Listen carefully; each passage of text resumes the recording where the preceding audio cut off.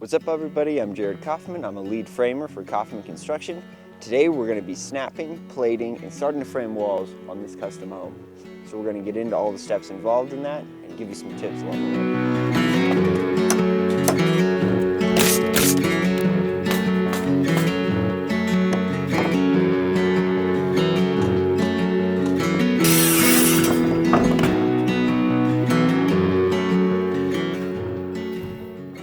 I feel like this wall and then this back garage wall would be the best to square everything.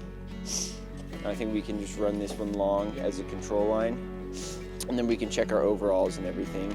53 is from there to there. Okay, so we can check that. I want to burn me a foot on the rim joist if our sheet isn't quite perfect. Like okay, you're a foot right on the rim. That couldn't be more perfect. That's what I like to hear. Got the thick line. I'm perfect. So that was 36.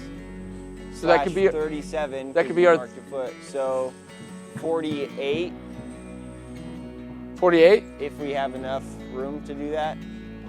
Big old 3, 4, 5. Yeah, massive. Did you hear what Tay said? What? He's like, I've seen like 5 of your guys' videos when you guys are doing this. It's like I'm in a movie, but I'm here now to watch. So now that we have this wall and this wall snapped long as our control lines, we can use those to snap out all the rest of this area. And then we'll move over and continue snapping the rest of the house. Okay, so then our inside to inside for this section is 10 foot 7 3/4 and go 2x6.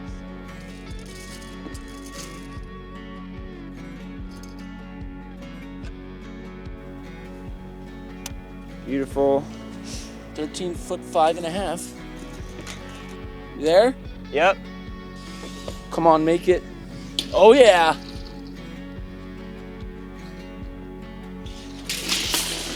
Yeah. 8.5 inch there. Is that the one where?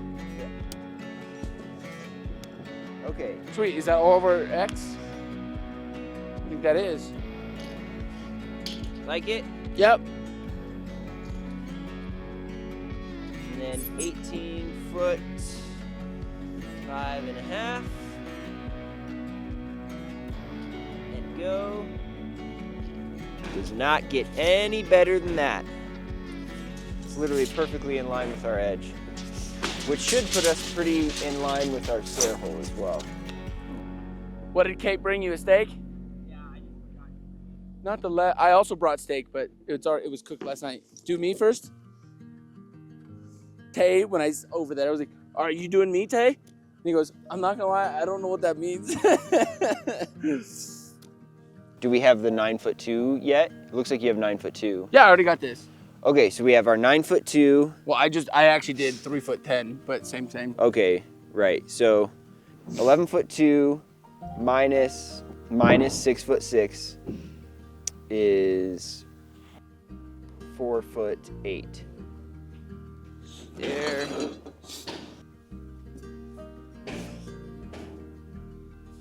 Okay. Totally not confusing. 3/8 from this wall. Well, we have this width already. Yep. So we just need 8 foot 7 3/8.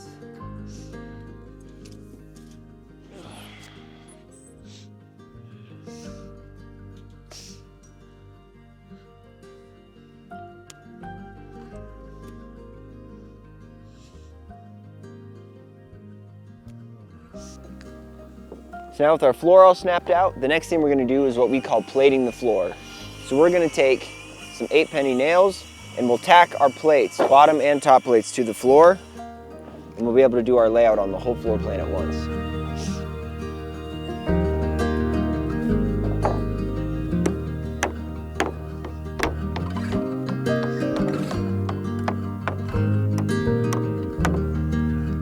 Yeah, for the plates, the top and bottom plates.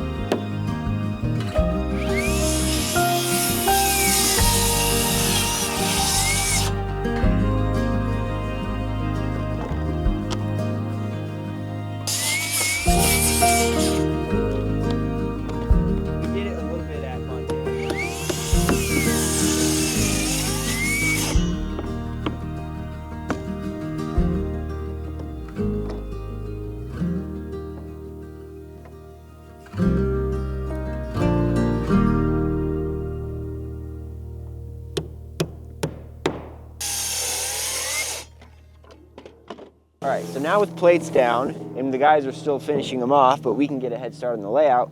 Me and Landon are going to go through and lay out all of our ROs for windows and doors. Then we'll go through and lay out our posts. And then lastly, we'll go in and lay out our studs. The reason for that is we want our ROs and our posts to take priority over studs. So we don't want there to be a stud layout in the middle that can muddy things up and make it confusing when we're framing. So Landon is reading the plans. He's going to give me center line dimensions. You can start from that one. 3'7" 3/4 is the center of window. Okay. And that header material is double 7 1/4 LVL. All right, so our front door goes centered on here. So I can pull from here to here, 80 inches, which means that 40 is my center line. Now we can go 1'7" either direction. That's gonna be the width of my door, about 1.5 inches, a T and a K. Then I'll come back 3 inches, mark 1.5 inches, and 0, T, K. That is a 3080 door. It's a 2x2x8 header right there. Get this guy a girlfriend. So now that our plates are all down and the ROs are all filled out, the next thing we can do is lay out our wall intersections. So I like to use something called the universal square from Husky. You can lay it on top and you can mark all sides of your plate.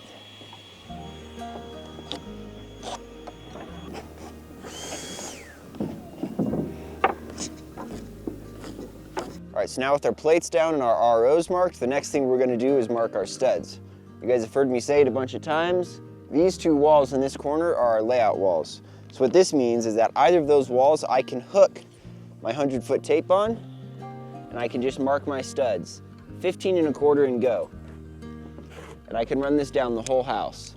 And I can use this line here on any wall throughout the entire house. I can pull it all the way across. The same goes for that wall going this direction. So for this wall here, I don't want to pull my layout from here. I'm actually going to use my longer tape. I'll come down over here. I'll make sure I'm in line because this is my starting wall for layout. I can pull my layout through here.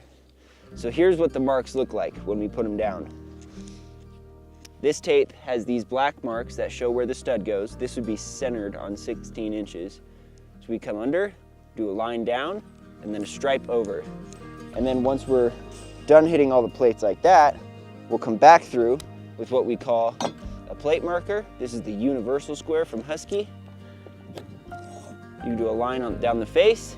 We'll do a line down the face, and then an easy way to mark an X on 2 plates is to do 2 C's, just like that. And then using this tool, we can also now transfer our door layouts from the top plates as well. Even though we're inside a door, we still want to lay out our studs because that is going to be our cripple layout.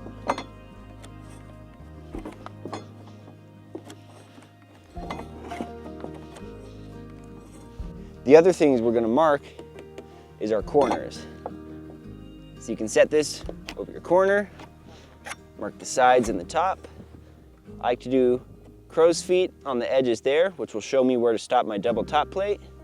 Then we do a fish, which means that the stud goes here, and then X on the sides, just like usual.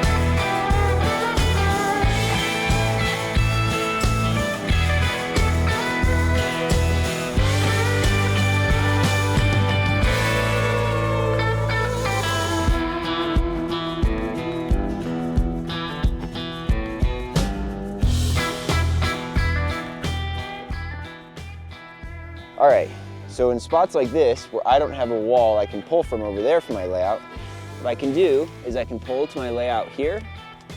You can see I'm gonna burn 21 3/4 and slide to the end, hold 21 3/4 on the edge of my plate, and I can just continue my layout from there.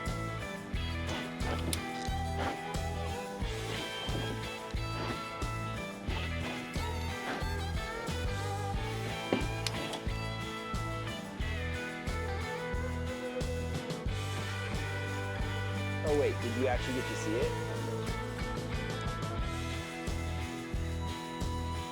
Another thing we like to do for our layout, sometimes instead of doing X's, we'll do a colored stripe.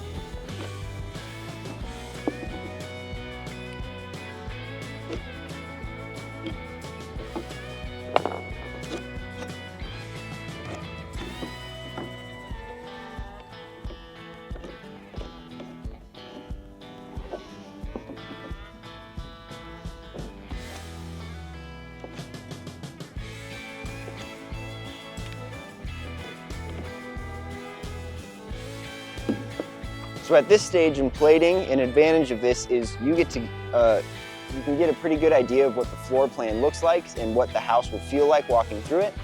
So we like to take advantage of that when we bring the homeowners out and we actually walk through the floor plan and can make small adjustments on things they like. One example here is this corner here. This was a small closet, but they actually decided they're going to cut off this corner to create a little bit more space in the bathroom. That's a lot easier to change now when it's just plates as opposed to fully framed walls. So I can cut those out now.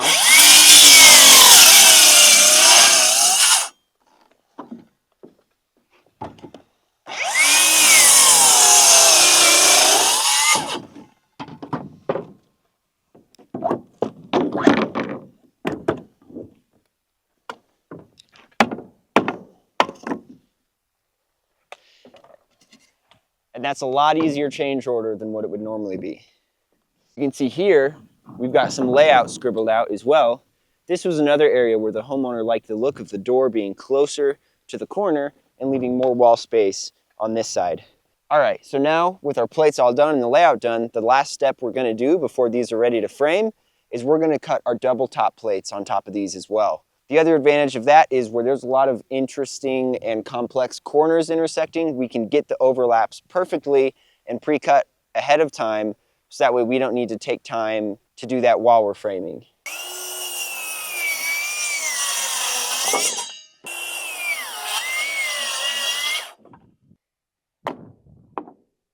All right, so doing the top plates, the double top plates, ahead of time allows us to get intricate connection details like this done ahead of time, and it helps us ensure that everything is going to fit together really well. We can tack our plates just like we do with our top and bottom plates.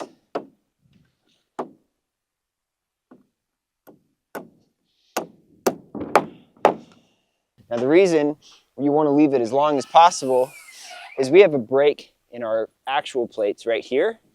And the code is that you need to have at least 4 feet of top plate on either side of that break to avoid having to nail a strap onto that later on.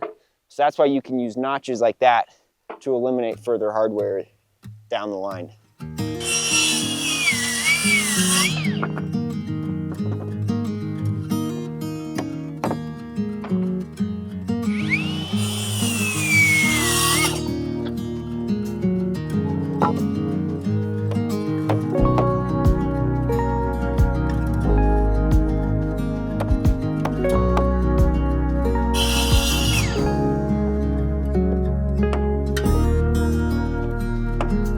Big moves.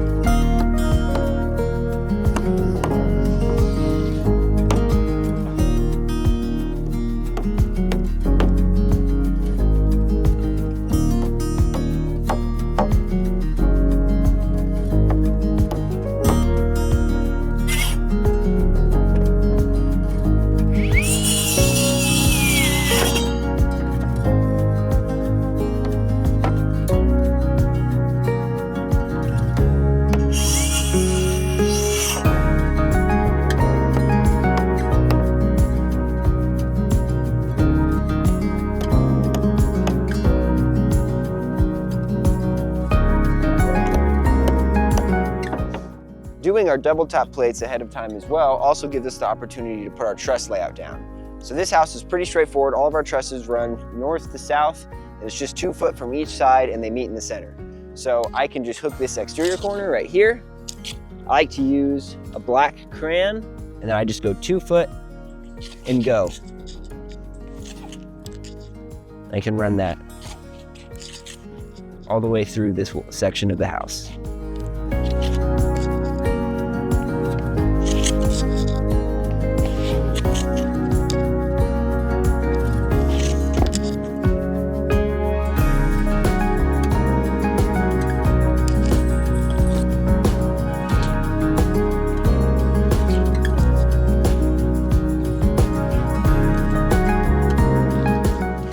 So now with our truss layout complete, all that is left to do is we'll label our walls. We'll label it on the floor and on the plates, so that way we know where they go. Then we can move the walls to the garage and we can start framing. So I like to go alphabetical. I start with my first layout wall. So I'll go A on top, A on the floor, and then I'm gonna do it on the plates individually too.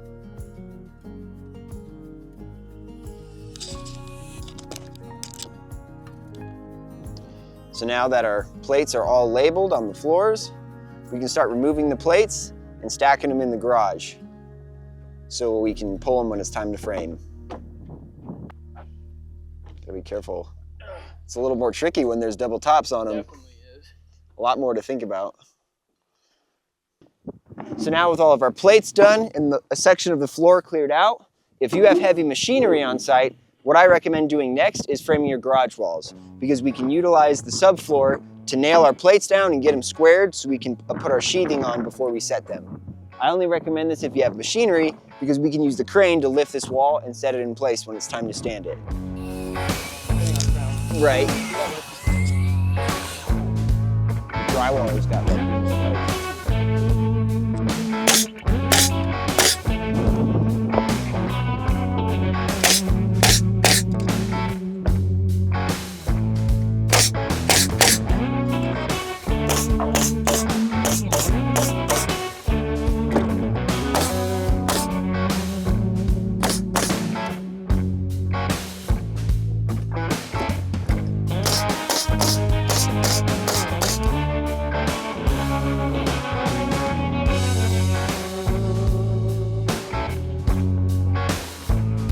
oh yeah.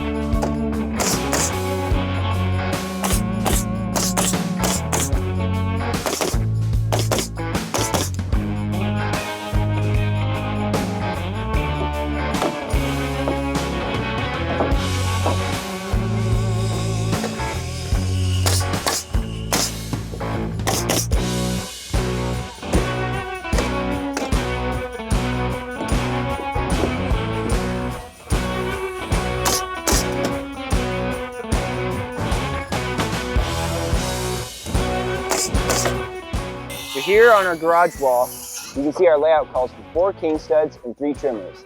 So we nail our header to the top plate, we can nail our king stud to the header and add the rest of our king studs. Now it's time to add the trimmers.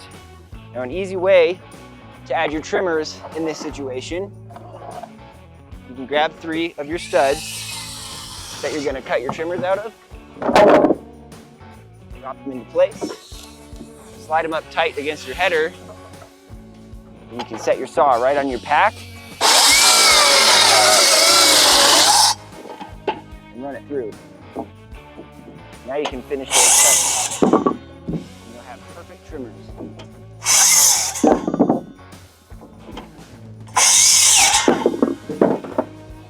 You want to make sure you nail these one by one, because if you're trying to nail through more than one at a time, your nails won't reach. So I nail the end, come in and get the middle flush, nail the other end, and then you can fill in the middle.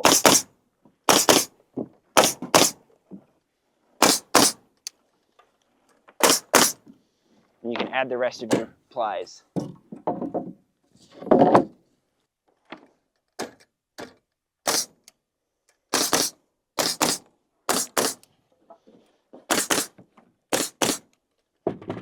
All right, so now that this wall is framed, the next step before we can put plywood on it is we need to square it.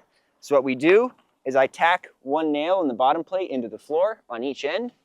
Then I can look down the bottom like this, make sure it's nice and straight. I put a nail in the middle, and now the bottom is straight and we're ready to square it. So what we're gonna do is we'll pull our diagonals. We'll each hook a corner of the bottom plate, and we'll just read these numbers. I've got 182 and 3/4. Got 182 and 5/8. Okay, so I'll go a tiny bit to you, about a 1/16. So now we can mark our plate there to make sure it doesn't move. And we can tack one more nail in the top plate. So that way it's ready for sheets. And we're ready to go. Sheets are coming anyway. Well, if we cut it first, then we'll be okay.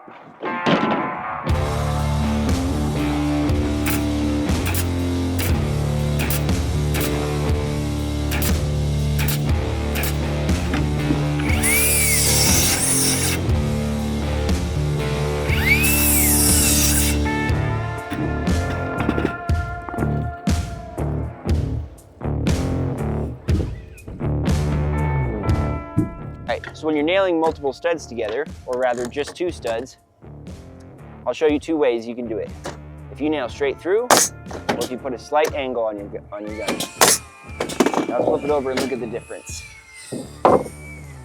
When I nail straight through, I leave about a 1/4 inch sticking out, and that's super sharp. And that could draw blood, it could put a hole in your favorite hoodie. It's just not good news altogether. So if you're only nailing 2 pieces together, just put a slight angle on your nail gun and it'll keep the other side of the lumber nice and smooth.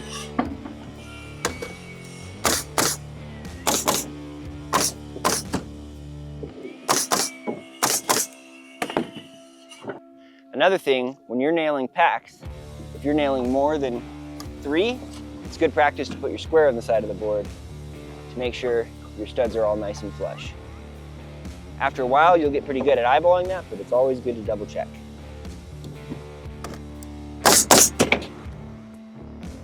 Now we have these high pressure nail guns that work real well, but it's not uncommon to have to nail walls together. And it's time to do that when you grab a handful out of your pocket. You can face all the nails like that, and send them out, one at a time.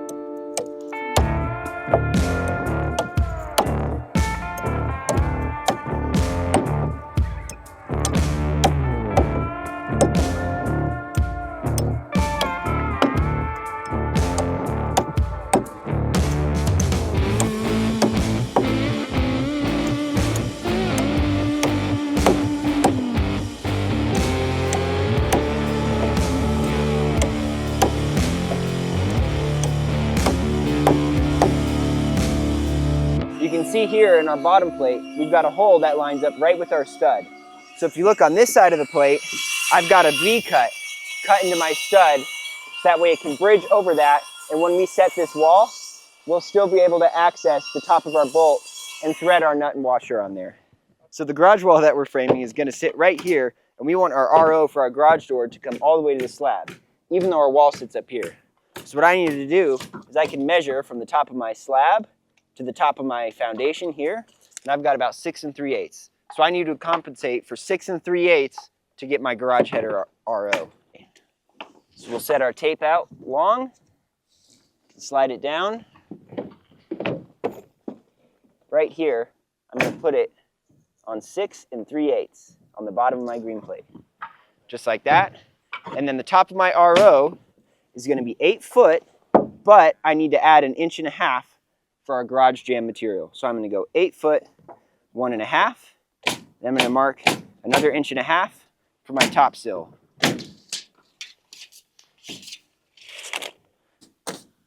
So now that we're all done sheeted here, during the squaring stage, we did a little keel mark on our toenails down so we made sure the nail didn't, or the wall didn't move. So now we're gonna pull those nails and it's gonna be free to be able to get set by the crane.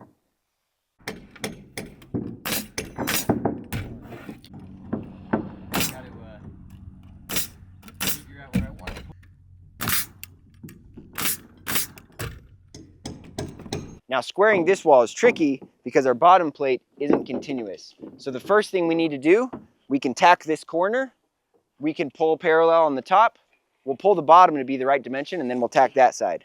So I'll first put a nail right here to keep this side in place. What's your number, Landon? 261.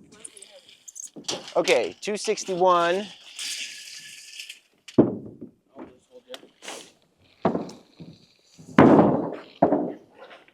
So then over here, you can see I'm about 261 and a half heavy. Hold me at the bottom. I'm just going to mark it on the floor. Slightly heavy, just like he said.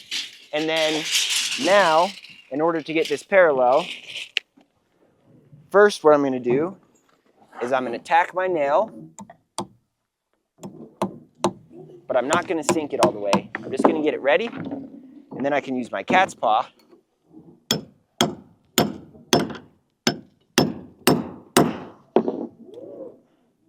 and use it to lever the wall over right to my mark.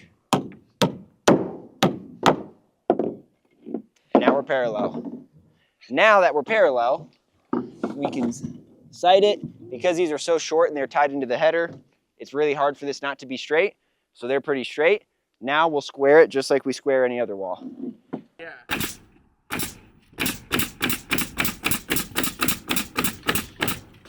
So you can see this side of the wall, the sheathing overhangs a little bit. And the reason for that is we're going to have another wall that runs long and caps this, and we can just account for that with the sheathing now ahead of time. So when we set these walls, we can nail them together that way. Now the only thing that's important to keep track of is your end stud on this wall. You want to make sure when you nail the sheathing to it, your stud isn't bowed out. So you can check your dimension here. And then you can come here. I like to push it an extra eighth just to really make sure you're not bowing out. And then you can put a nail into that stud to keep it where you want it. And then you're good to fully nail it off.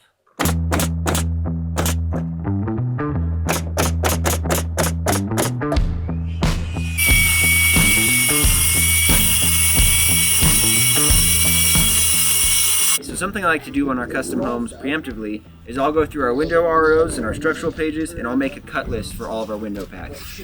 So all of this material here is everything that isn't a pre-cut stud for our window walls. So we've got headers, we've got cripples, sills, So we'll just need probably one gun, 16s in it. trimmers, and that's it. That's all the Kind components. of 4 foot for Troy. Let me say that again, now that I know what I'm saying. Good? So here we have our headers, our sills, top cripples, bottom cripples, and trimmers. Ah, dang it. Everything that isn't a pre-cut stud for our ROs. And it's all done for the entire house. So you notice that all of our pieces are labeled with a letter. Each window on the floor plan is given an alphabetical letter to show which window it is and where it goes on the floor. And we use that same letter to indicate all of our components for it. So this window is F. So we've got top cripples for F, trimmers for F, sills for F, bottom cripples for F, and top cripples. Did you take out the nails?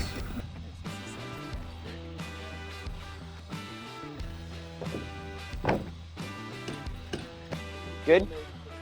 All right, so you'll remember our Lexel sealant detail we did on the green plate. We're gonna do the same thing on our garage walls, even though we're framing them on the deck. Put the sealant on the edges of the plate, all the way across. On the outside edge, then I can take my sill seal, stick it on, and then use a hammer tacker and lightly staple it so the sill seal doesn't get ripped off by the wind until we set this.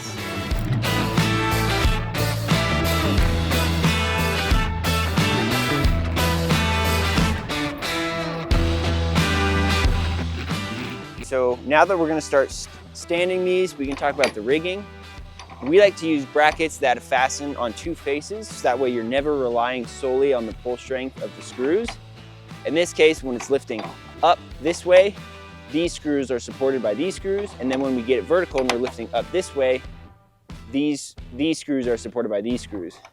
What else is important is to make sure that your panel is balanced, so that way it's easy to set it and you're not having to compensate for it being heavier on one side. So getting it as close to even as you can will make your setting a lot easier. So now that our panel is prepped and ready to lift, let's check out the spot where we're going to set it to make sure that's ready for a panel. So when we were framing these walls, we put our Lexel bead on the exterior on the top of the sill seal. So now we're putting our bead on the interior, which will be the opposite side where we connect the sill seal to the foundation. So now this spot is prepped and we're ready to set this first panel. It was like ABC, the whole world can hear it. Incoming.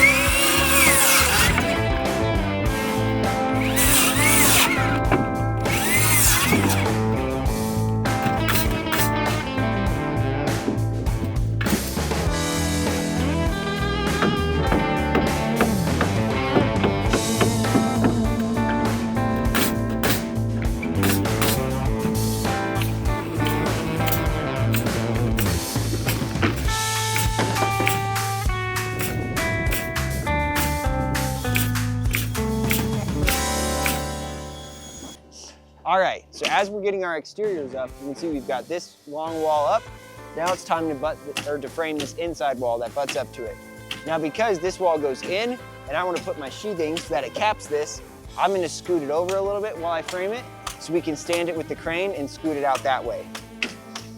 So here's my plates right here, slid just out of the way, so that way they're ready to go.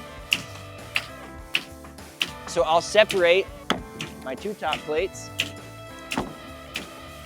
So I'll take my bottom plate, I'll make sure the layout is facing up.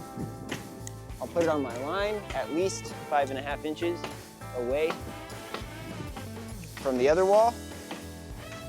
Sometimes you might need to move other plates out of the way in order to have room to frame. That's no problem at all.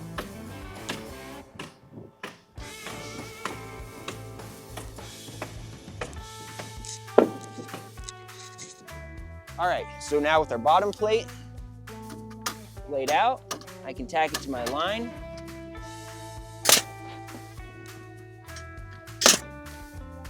Now with our bottom plate tacked, we can start to lay out our studs. You can see Zach has already started bringing over some of my cut list. So how he has it set is how I like to do it. I like to keep everything vertical and in line in between my windows. So that way I can set my king studs on the outside and I still have plenty of room. All right, so now with the window pack laid out, I can start to get my studs in place. Now it's important when you're doing this to get a crown on your studs. So what I'm looking for is I'm looking down the edge of the board to see if it bows up or if it bows down. And depending on which way it is, I want to flip it or leave it. So that way it's bowing up across like this, like a bridge. So now I've got my cut list here, and I'm going to build my window component before I start framing the wall. So the first thing I do is I get my regular studs for my king. I crown it away from the window. Now I can get my trimmer. Then I'm going to take a top cripple and a bottom cripple. Get those ready. Get it nice and flush. Flush in the middle. flush on the other end, fill it back in. Now I'm going to take my top cripple, nail that to the top of my trimmer.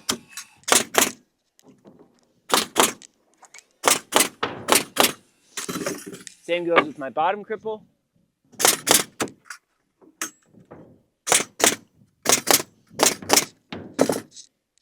Now this component is ready. All right, so with the components, we can nail our header in. You can set your hammer into the header to help you nail it up flush with your king stud pack.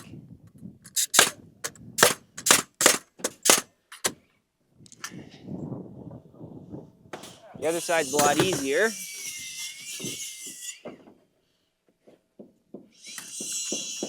If it's a little crooked, nail your low side first, and you can step on it and get it flush.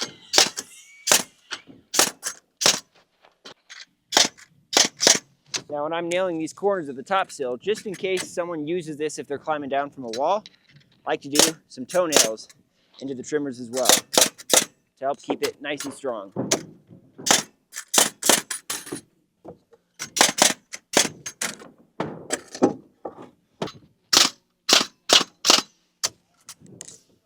After the first sill is nailed, we can install our second sill.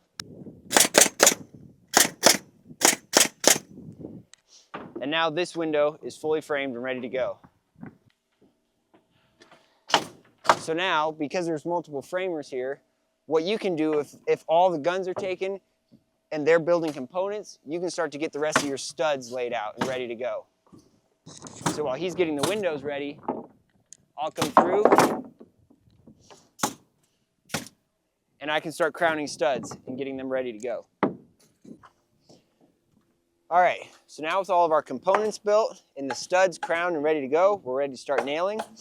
In this case, I like to stand with the wall ahead of me, the studs to my left, so the gun's in my right hand, and I can just walk forward. That way, I don't worry about tripping anything. I'm watching where I'm stepping, and I can think ahead of what I'm going to be doing next.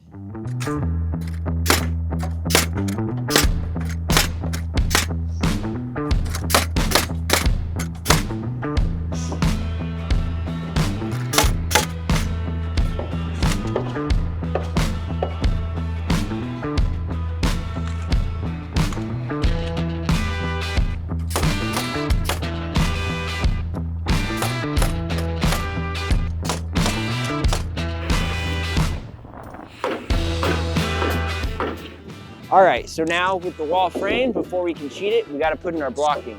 So we have our line snapped where the edge of the sheet goes, and we have our sheet running long to break into the middle of our rim joist below. So now for cutting blocks. I like to get, if we have any twisted lumber, this is a great time to use it up. So I've got a super twisted 20-footer that I'm going to use here. Now most of you should know that a rear handle saw, the left side of the table is 1.5 inches from the blade, and the right side of the table is 3.5 inches from the blade. I can use that to my advantage. So I can set my block material here, just shy of the edge of that stud. I can run my saw like this, and that'll give me a perfect block cut for this bay. I can rinse and repeat that all the way down.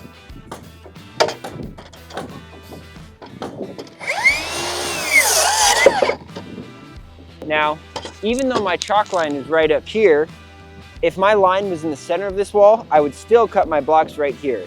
Because since I'm using the studs themselves to get the length, if I went in the middle, these studs could either be bowed in or out really bad because there's nothing holding them sturdy there. So I want to make sure I'm cutting on the end so they keep the studs straight rather than blocking the bow into it permanently.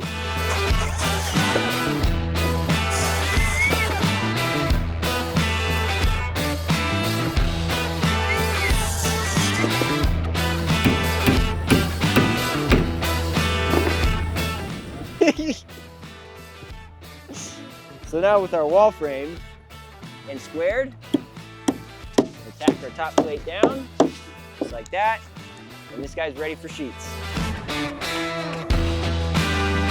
That's 5:15.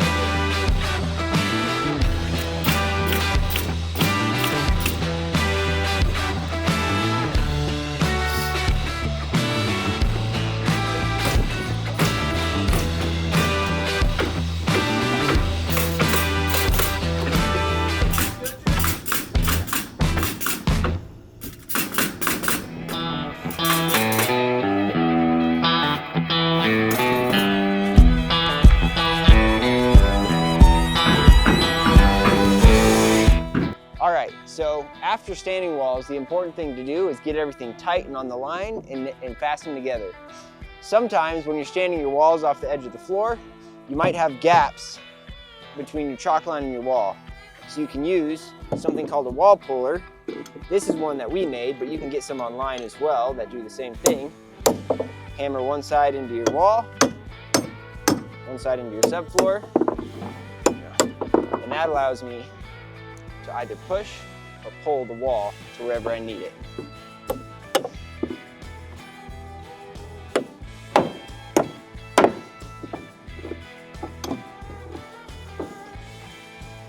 And now once we're on our line, we can go through a nail, 3 nails next to each stud.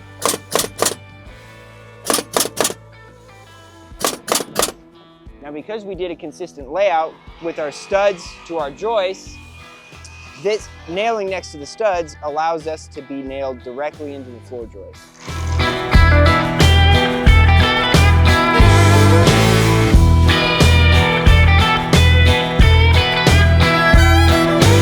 All right, so another good time-saving trick we use when we're framing is, you can see I've got this big wall racked out, ready to frame, only actually this is several walls. We've got our G wall, H, I, J, and K.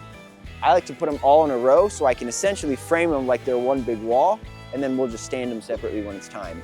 But this helps keep a better flow because you start at one end, nail through all the bottoms, you can head to the top, do the same thing at the top, and then it really simplifies and speeds up the nailing process.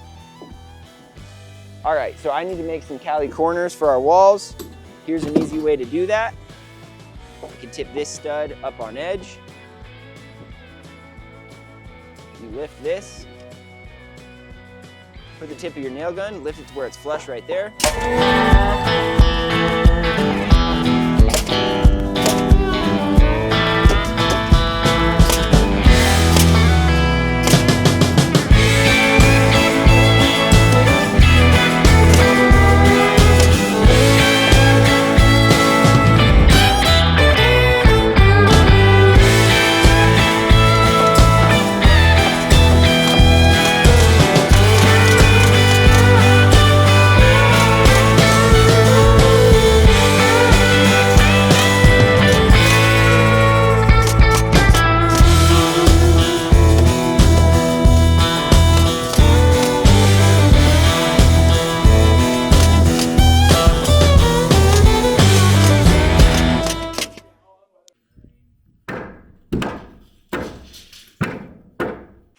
All right, so here we're sheeting a wall that is an inside corner.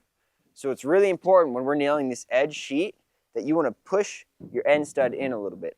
This could be bowed out a little bit, and if you nail your sheathing on with the bow out in the middle, it'll be impossible to connect your corners. So I like to kick my toe against it and push it in so I'm in just about an 1/8 and then nail it there. That'll make it a lot easier to connect this corner when it's time to stand the wall.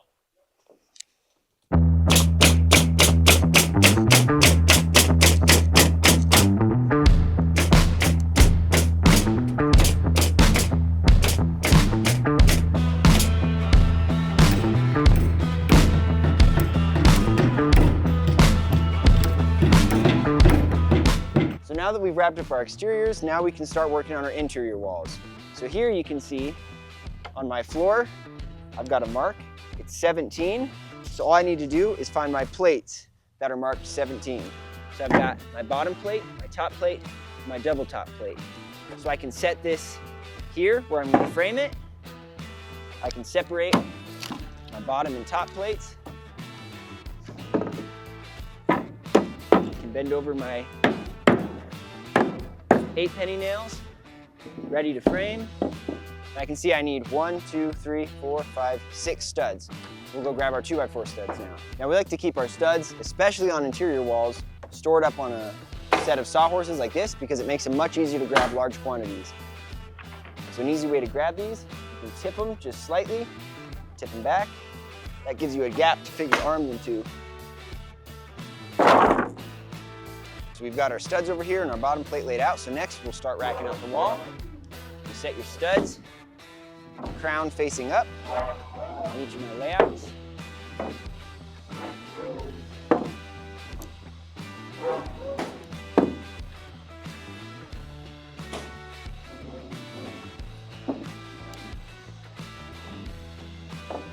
It's important when you're getting your top plate, you want to make sure your layout is going the same direction as your bottom plate. An easy way to bend these nails over without taking too much time, set your plate on the ground with the nails facing down and kick it at an angle. That'll bend them flat, quick and easy, and you don't have to worry about getting it stuck in the bottom of your boot. All right, and now, of course, we'll frame our wall. I like to leave my end studs in just a little bit so it's easier to get the plates tight.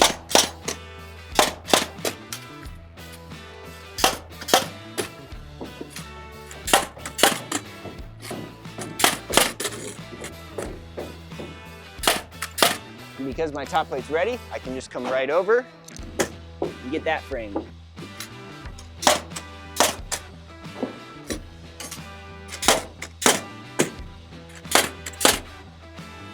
Now with that done, the next step is our double top plate. Now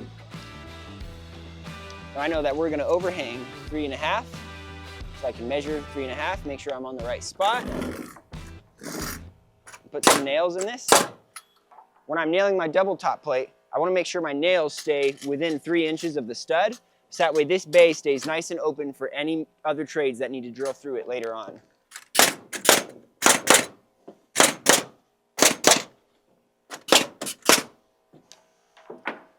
And with that, the wall's ready to stand.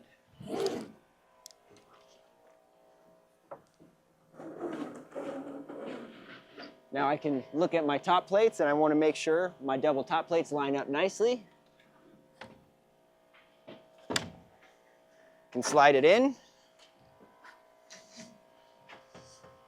And now I want to get my bottom plate nailed onto my line.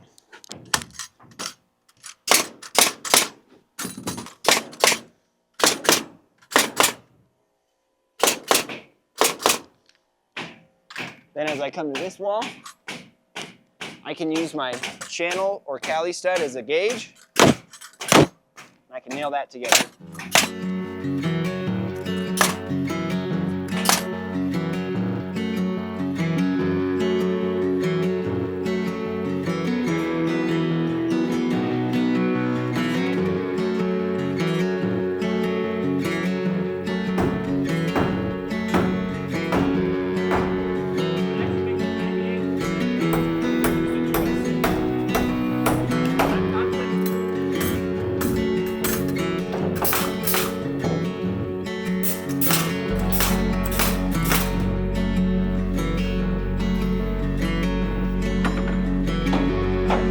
Ready?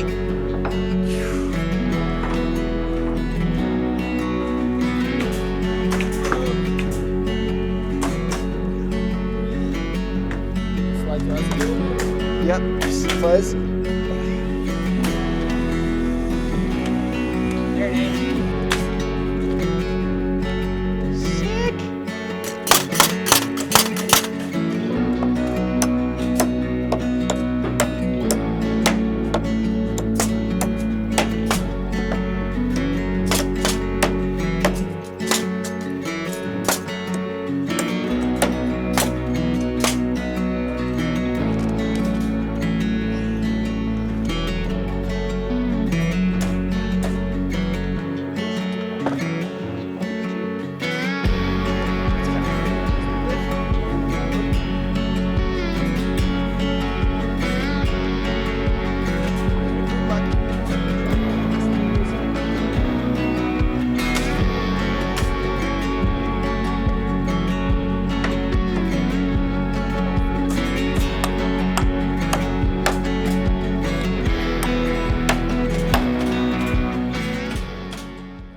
So now, with our framing all done for the interior walls, the next step is to get all of our walls braced and stringed.